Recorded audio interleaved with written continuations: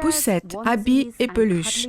Les articles du rayon bébé voient leur vente diminuer en Chine, où de plus en plus de gens renoncent à avoir des enfants.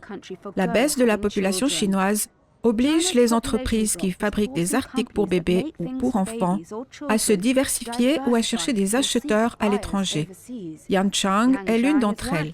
Elle est fondatrice et PDG de la marque de vêtements pour enfants Natuna Kids, qui fabrique désormais davantage de vêtements pour adultes.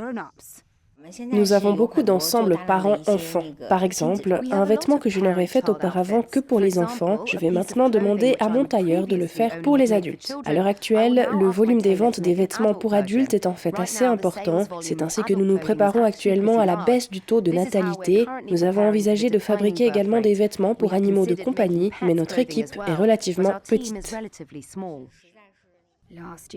L'année dernière, la population chinoise a diminué pour la première fois en 6 décennies et en avril, l'Inde est officiellement devenue le pays le plus peuplé du monde.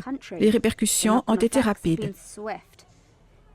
Le marché chinois des aliments pour bébés et des couches est le plus important au monde, mais il devrait se contracter cette année pour la première fois depuis que Euromonitor a commencé à recueillir des données en 2012.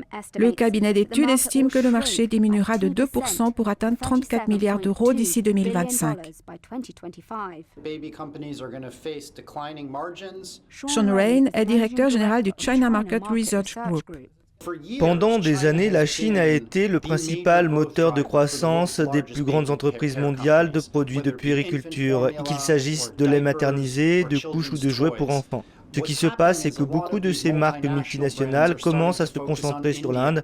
En effet, l'Inde continue de croître et à éclipser la Chine en tant que plus grand pays du monde en termes de population.